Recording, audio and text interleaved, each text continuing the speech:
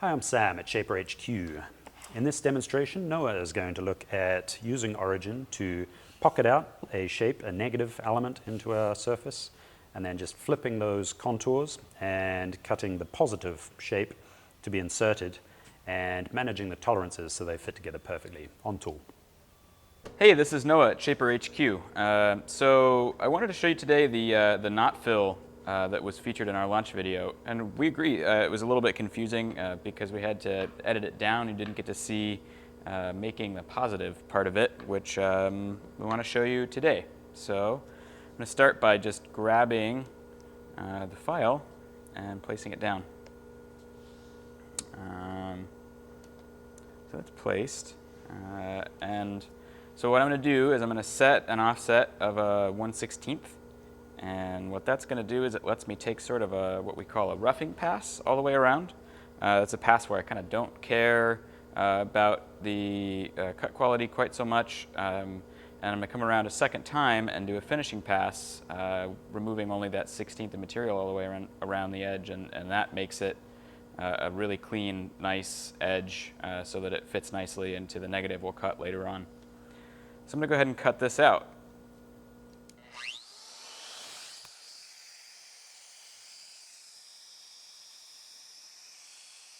Okay, so we're going to go ahead and do this first pass around. Like I said, it's an offset of 1/16 of an inch outside of the line. So I'm just going to go around quickly and get sort of the large amount of work done where the bits all the way engaged in the material. And you can see that goes pretty quickly around.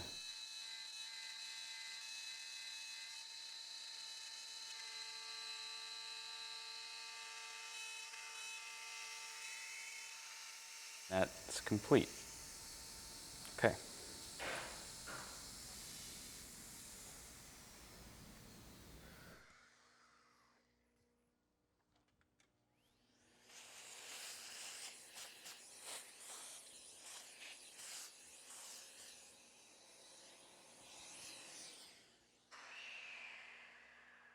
Okay, so now that I've done that roughing pass, I'm going to set my bit offset to 0, and that means right on the dimension that I drew, and go ahead and go around it one more time.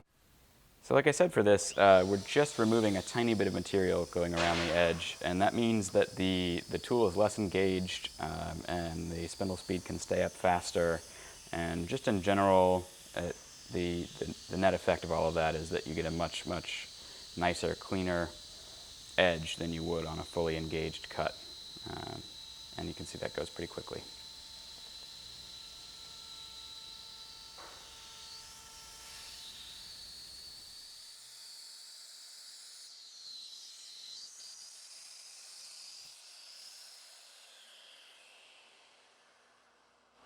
Okay, so that's the positive part, the plug cut. Just pop that out. We use double stick tape on this guy just so that it makes it easy to do that finishing pass that I was doing. So there's the plug. Okay, so this is the second part of cutting the wood fill. I'm going to go ahead and go grab the same file that I was using to cut the positive. And this is actually the really powerful part of doing this kind of work with Origin, is that I'm using the same file. I didn't have to go and make a different file with different tool paths.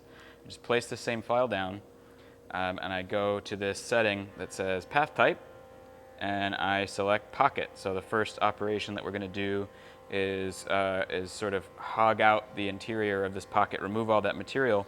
And Origin does that in sort of a free-form manner, so you just sort of color in the opening, and it won't let you go outside the boundaries, but you just sort of remove the material as you please. So this is really cool, not only for doing this knot fill kind of stuff, but for inlay work and a number of other things. This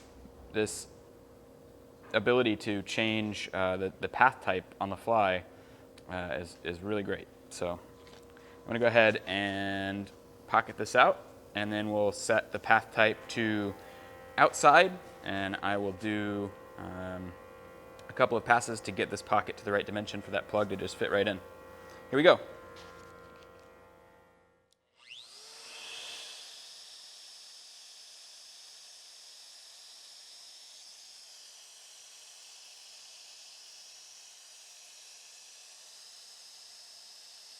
Pocketing with origin is very free form. You move in the interior of the pocket and fill that in, and you can see that it tracks where you've been, so you're kind of just like coloring that area in. And when you get up to an edge or a boundary, it doesn't let you leave the boundary, so it keeps you from making a mistake at the edges, and you can choose what to do in the interior.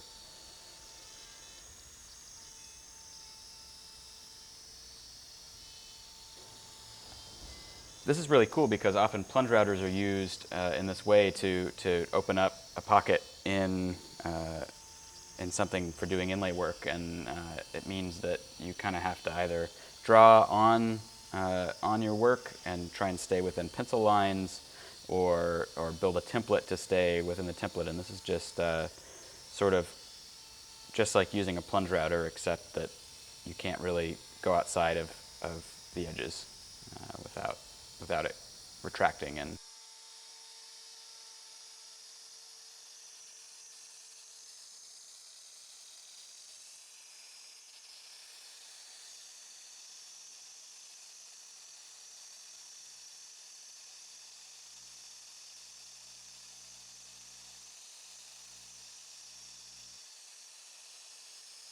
just going around the edge of this first pass, you can see that after I did the pocketing, it leaves kind of a rough edge, and so that edge is offset actually in the pocketing. I'm just using the new path type to clean up the edge. And now we'll start sneaking up on that dimension to get the plug to fit.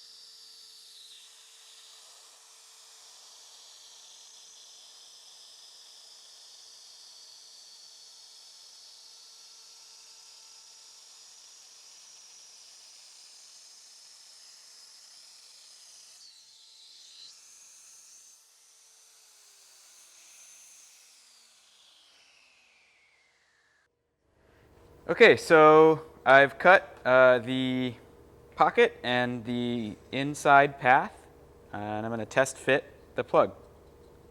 So just looking to see whether or not we need to take a little bit more off, and if we do, that's okay, because we have that bit offset functionality that'll let us sort of sneak up on the dimension and dimension relatively. So yeah, it looks like I need to go and take a little bit more material off, so let's give that a try.